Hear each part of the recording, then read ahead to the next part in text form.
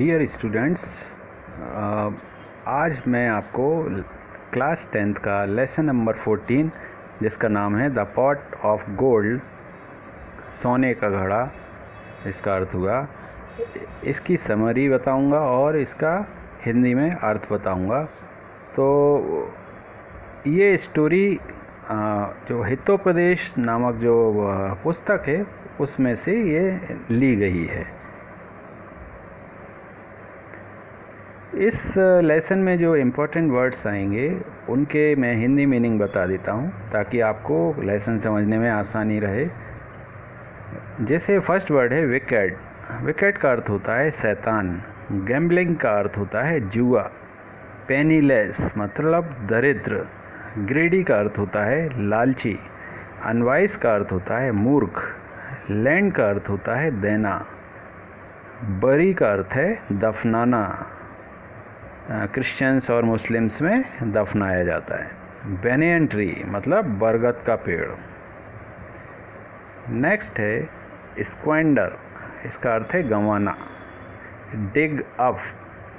डिग मतलब उखाड़ देना, गड्ढा खोदना। विटनेस गवाह। ट्रंक का अर्थ होता है सूंड या हाथ भी हो सकता है। रिलक्टेंट, इसका अर्थ है अनिच्छुक मतलब जिसकी इच्छा ना हो। रॉबिंग का अर्थ है लूटना। हॉलो मतलब खोखला, एक पाइप होता है वो हॉलो होता है। ड्राइव आउट का अर्थ है भगाना।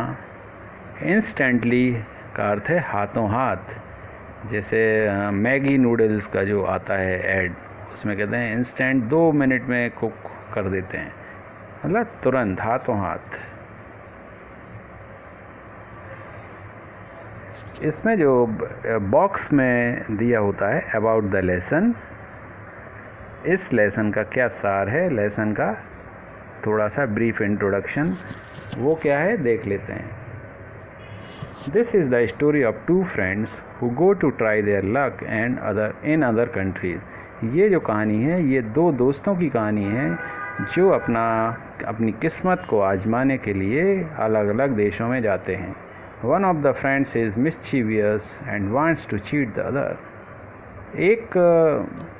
उनमें से एक जो दोस्त था वो उसका मतलब चरित्र या उसका मन अच्छा नहीं था और वो दूसरों को चीट करना मतलब धोखा देना चाहता था। इस तरह का उसका चरित्र था। His treacherous planning fails and ultimately he meets his fate. उसकी जो भी इस तरह की दुष्ट प्लानिंग थी, जो भी प्लान बनाता था, योजनाएं बनाता था, वो सारी कैसे फेल हो गई और अल्टीमेटली जिससे कि वो अपनी उस किस्मत जो है वो उस हिसाब से अपनी किस्मत बना पाया। The story teaches the lesson. ये कहानी एक हमें शिक्षा देती है कि honesty is the best policy. ये कहानी हमें शिक्षा देती है कि ऑनेस्टी मतलब कि एक तो होता है बेईमान का उल्टा honesty. Honesty is the best policy. किसी को धोखा ना देना और सच्चा रहना, यही सबसे अच्छा कर्म है।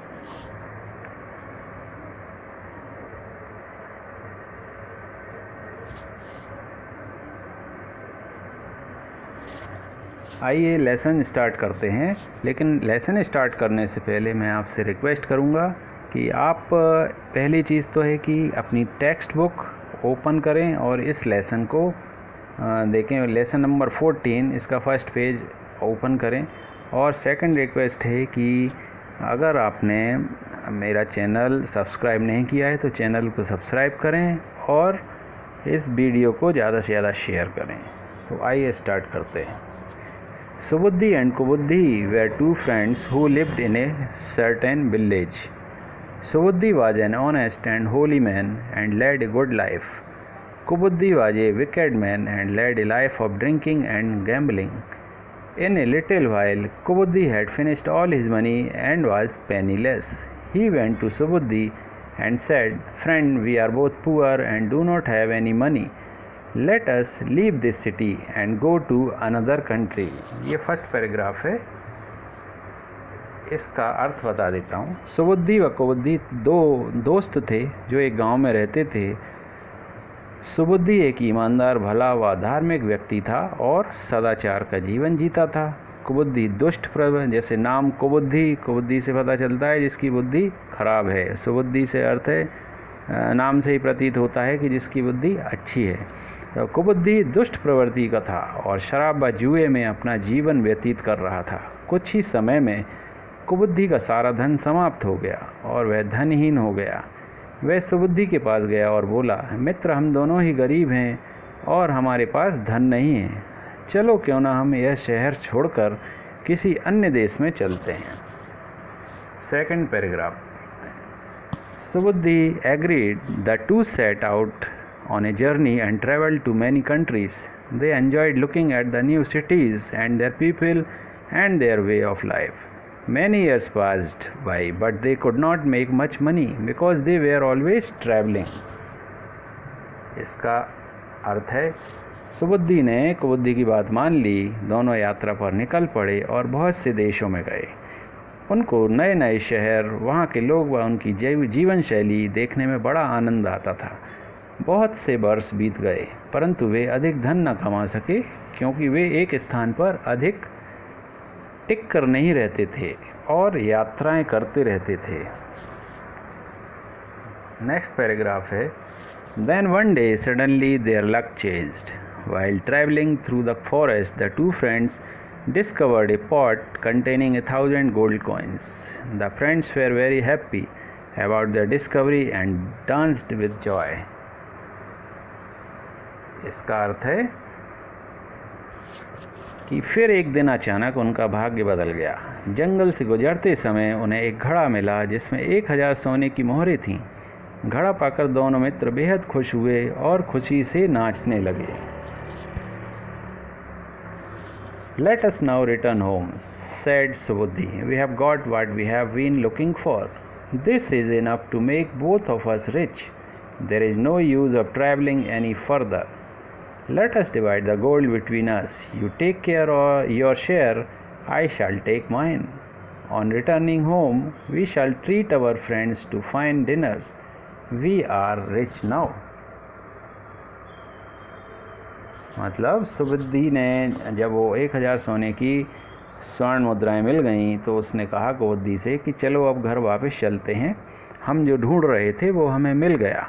यह धन हमारे लिए काफ़ी है धनी बनाने के लिए, और अब और दूर जाना व्यर्थ है।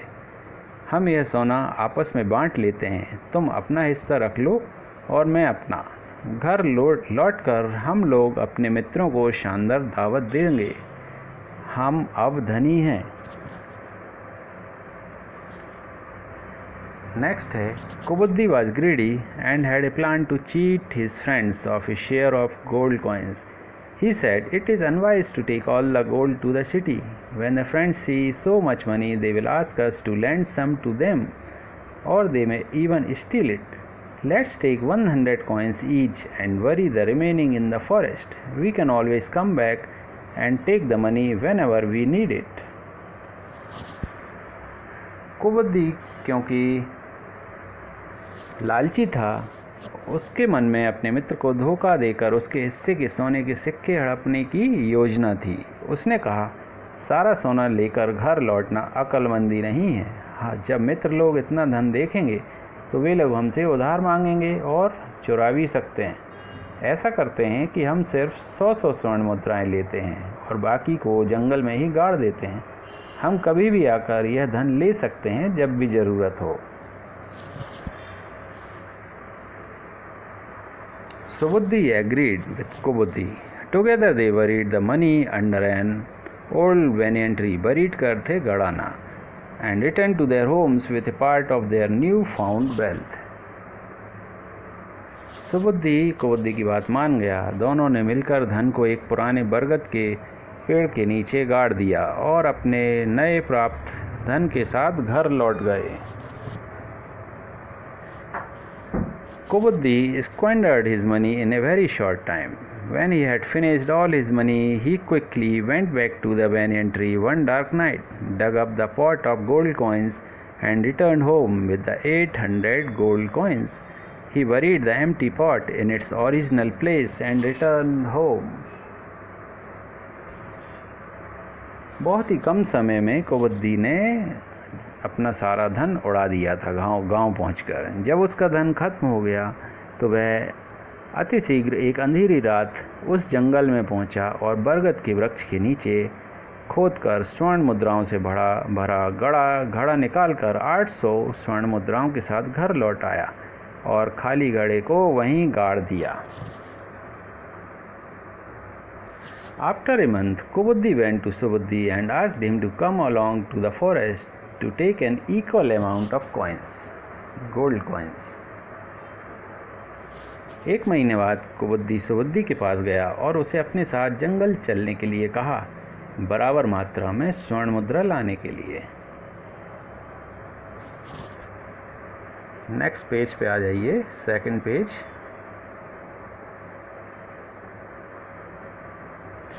The two friends went together and dug up the place where they had buried their pot of gold coins.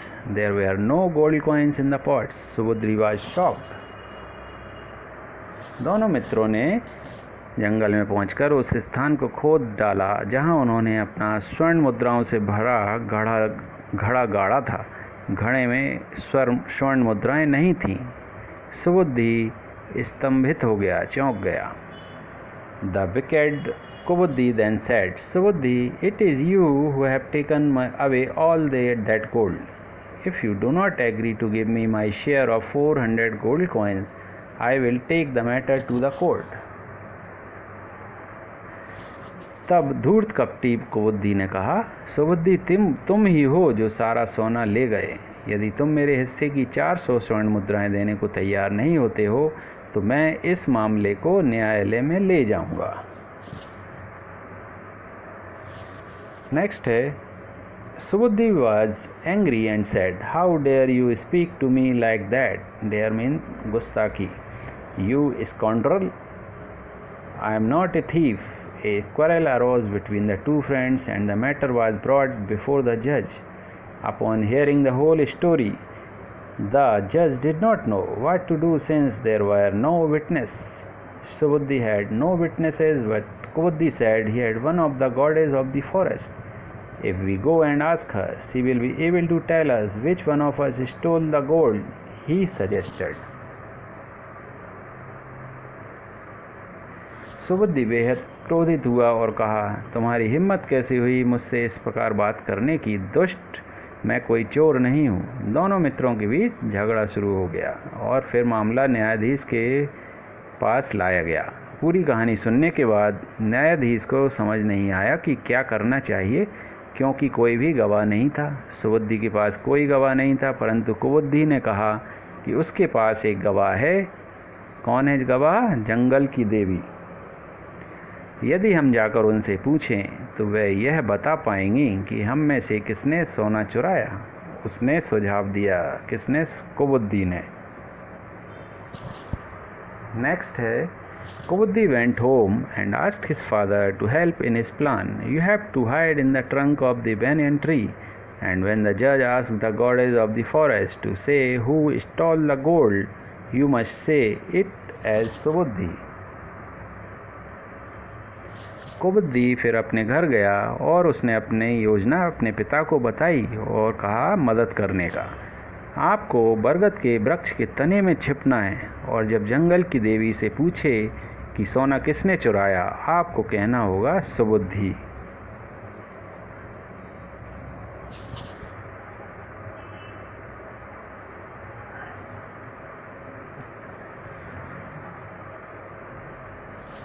The father was reluctant, but Kubuddhi forcefully took him to the banyan tree in the night and made him hide in the trunk. Early next morning, Subuddhi, the judge, and Kubuddhi came to the banyan tree. The judge then called out in a loud voice, "O goddess of the forest, tell us which one of the two has taken the gold. Speak." In a deep voice, the father of Kubuddhi replied, "It is Subuddhi who has stolen the gold."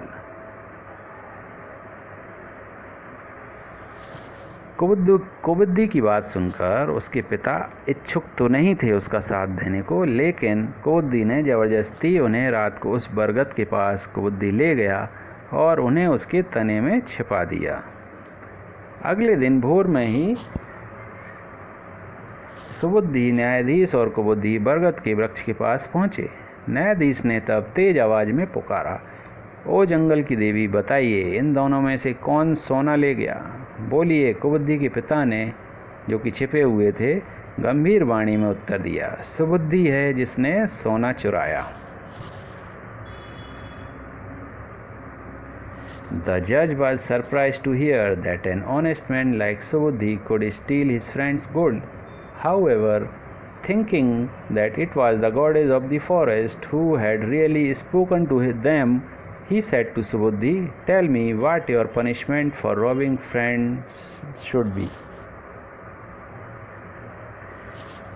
ये बात सुनकर न्यायाधीश बहुत हैरान और चकित हुए। उन्होंने सोचा कि सुबुद्धि जैसे ईमानदार व्यक्ति ने अपने मित्र का सोना कैसे चुरा लिया। तब भी यह सोचकर कि वह वास्तव में जंगल की देवी थी जिसने उन लोगों से बात की, तो उन्होंने सुबुद्धि से कहा, "बताओ, मित्र को लूटने के लिए तुम्हारी क्या सज़ा होनी चाहिए?" नेक्स्ट पेज पर चलते हैं, page number 3। Subuddhi knew that the goddess would never lie, which meant that somebody was hiding in the tree. He thought for a moment and then said, "My lord, it is true that I stole the gold like the goddess says. I hid it in the hollow trunk of this tree. After hiding it, I was about to return when I saw a great black snake enter into the trunk. I was afraid to come and take the gold. It is all safe in there. Permit me to light a fire to drive out the snake. Thus we will be able to take out the gold. You can thereafter punish me in any way you feel fit." The judge saw no reason to disagree with Subuddhi's request. He granted it. Subuddhi instantly lit a big fire around the tree. Kubuddhi was afraid. He knew that his father was hiding within, but he could not say anything in the presence of the judge. सुबुद्धि जानता था कि देवी झूठ नहीं बोल सकती। इसका अर्थ था कि कोई न कोई वृक्ष में छिपा हुआ है। उसने कुछ देर सोचकर फिर बोला, "मेरे हुजूर," न्यायाधीश से बोला, "कि यह सत्य है कि मैंने ही सोना चुराया, जैसा कि देवी कह रही हैं। मैंने सोने को वृक्ष के खोखले तने में छिपा दिया था। जब मैं सोना छुपाकर वापस लौट रहा था, तो मैंने एक विशालकाय काले सर्प को वृक्ष की खोह में प्रवेश करते देखा। वृक्ष के तने के अंदर वापस आकर सोना निकालने में मुझे डर लग रहा था। सोना वहाँ सुरक्षित रखा है।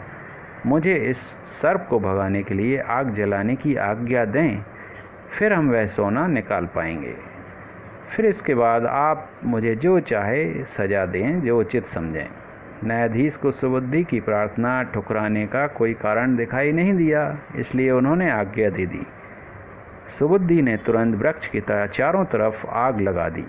कुबुद्धि भयभीत था। वह जानता था कि उसके पिताजी वृक्ष में छुपे हुए हैं, परंतु न्यायाधीश के मौजूद होने के कारण वह कुछ न बोल सका। Soon the dry leaves began to burn brightly. The smoke and the fire made it difficult for Kubuddhi's father to remain within any longer. He began shouting for help and jumped out of the hollow in the trunk, in the presence of the judge and Subuddhi. जब आग लगाई गई तो शीघ्र ही पेड़ की सूखी पत्तियां तेजी से जलने लगीं। आग और धुएं ने कुबुद्धि के पिता के लिए और छुपे हुए रहना मुश्किल कर दिया। वो और नहीं छुप पाए, तो वे मदद के लिए चिल्लाने लगे और वृक्ष के खोखले तने से कूदकर बाहर आ गए, न्यायाधीश व सुबुद्धि और सबके सामने। It took no time for the judge to understand that it was all part of Kubuddhi's plan. The judge ordered Kubuddhi to give all the 800 gold coins to Subuddhi and sentenced him to prison for his wickedness. न्यायाधीश को यह समझने में जरा भी देर नहीं लगी कि यह सब कुबुद्धि की योजना का हिस्सा था। न्यायाधीश ने कुबुद्धि को पूरी 800 स्वर्ण मुद्राएं सुबुद्धि को देने का आदेश दिया और उसे उसकी दुष्टता के लिए कारागार में डाल दिया। इसका मतलब होता है कि ईमानदारी, जो व्यक्ति ईमानदार होता है उसको कहीं ना कहीं उसका अच्छा फल मिलता है, और जो दुष्ट होते हैं, बेईमान होते हैं, उनको अंत में जाकर उनके बुरे कर्मों का फल, बुरा फल अवश्य मिलता है, उनको सज़ा मिलती है। तो स्टूडेंट्स, ये लेसन था, लेसन नंबर 14। इसका मैंने मीनिंग और हिंदी में अर्थ बता दिया है। उम्मीद है आपको समझ में आया होगा। अगर फिर भी नहीं आया तो इस वीडियो को बार बार देखें, बहुत जल्दी समझ में आ जाएगा, क्योंकि कहानी बहुत ही इंटरेस्टिंग है, रोचक कहानी है। तो नेक्स्ट वीडियो में मैं इस लेसन के क्वेश्चन आंसर्स करवाऊंगा और उनका हिंदी में अर्थ भी समझाऊंगा। तो उसके अलावा मेरी रिक्वेस्ट है कि आपने चैनल को सब्सक्राइब नहीं किया है तो चैनल को सब्सक्राइब करें और वीडियो को ज़्यादा से ज़्यादा शेयर करें अपने फ्रेंड्स, क्लासमेट्स और जान पहचान वालों, रिलेटिव्स में सभी को इसके बारे में बताएं। और तब तक के लिए take care, thank you so much.